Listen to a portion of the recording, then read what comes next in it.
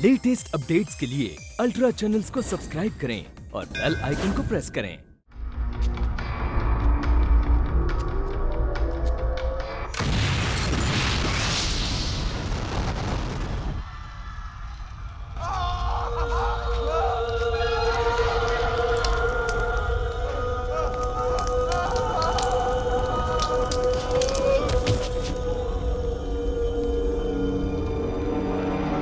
आज लालगंज में हुए एक बम धमाके में उत्तर प्रदेश सरकार के गृह मंत्री श्री दयाल साहू का निधन हो गया।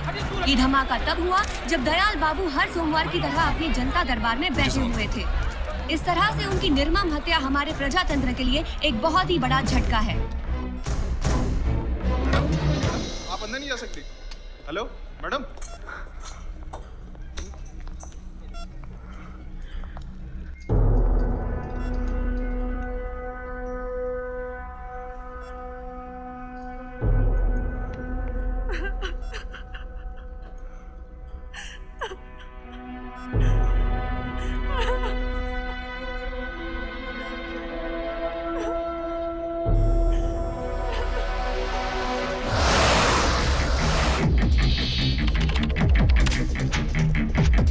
लालगंज में जो स्टेट ऑर्डिनेंस फैक्ट्री है, वहाँ से भारी मात्रा में दिवाली के पटाखे बनाने के लिए लाइसेंस ठेकेदारों को बारूद जारी होता है।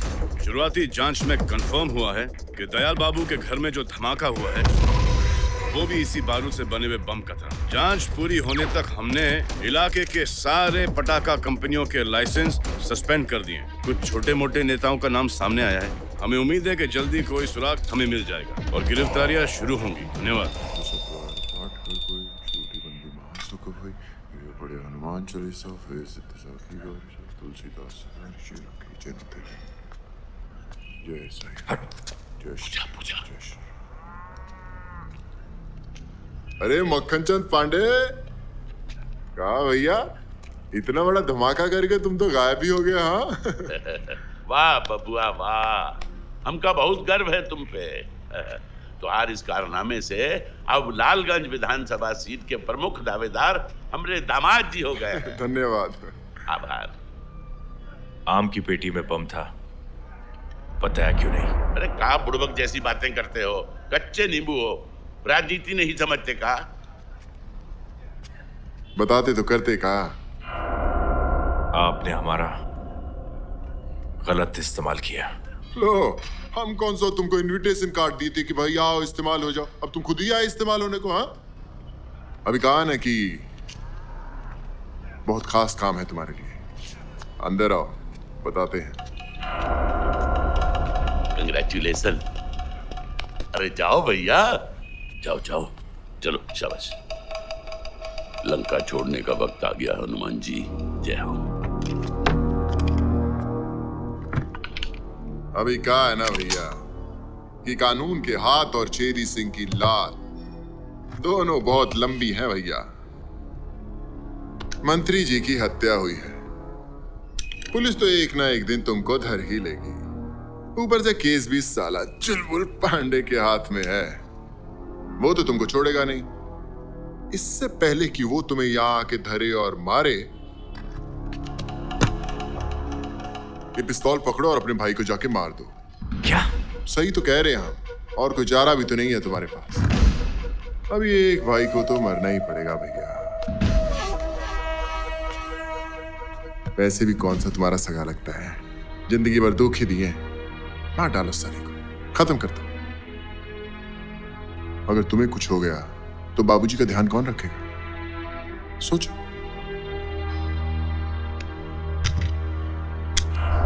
बस ये आखिरी काम कर दो हमारा, कसम से इतना जोरदार इनाम देंगे कि याद रखोगे।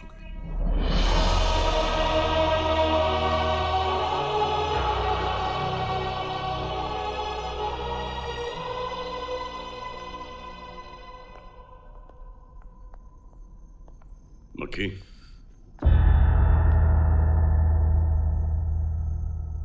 हमको चेदी सिंह ने भेजा है आपको मारने के लिए। तुम्हारो सोच क्या रहे हो? दयाल बाबू को तो मार ही चुके।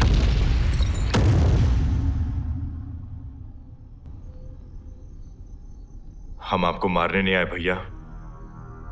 हम आपसे और भाभी से क्षमा मांगने आए हैं। अनजाने में हमसे बहुत बड़ी गलती हो गई। हमें नहीं पता था कि आम की पेटी में बम था। हमारी फैक्ट्री जल गई। हमने सोचा कि आपने जलाई है। पापा को बहुत सदमा लगा, उनका इलाज कराना था। हमने जो कुछ भी किया पापा के लिए किया। और जाकर बैठ गए छेदी सिंह की गोद में। हम मजबूर थे भैया, हम आपके हाथ जोड़ते हैं, पापा को बचा लो, वो मर रहे हैं। पापा को बचा लो भैया।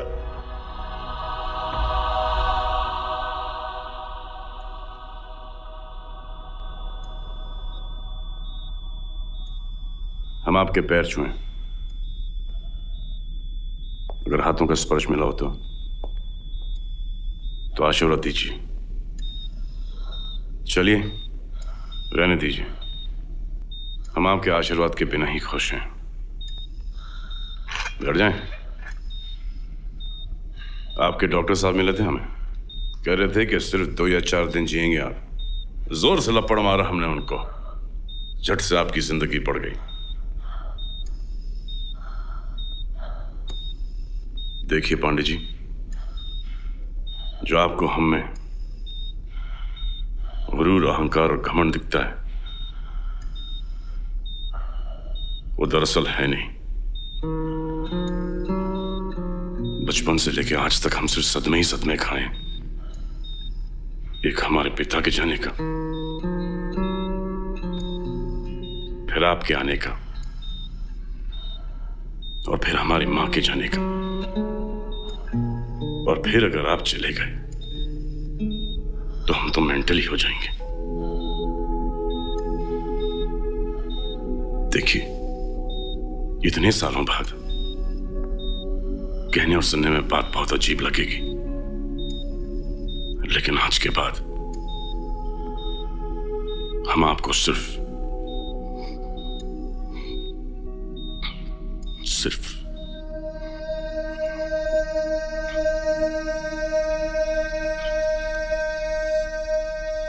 पापा ही बुलाएंगे। पापा ही बुलाएंगे।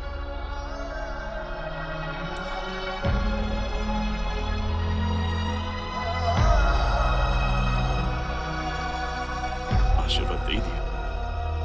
कमाल करते हो यार प्रजापति पांडे जी।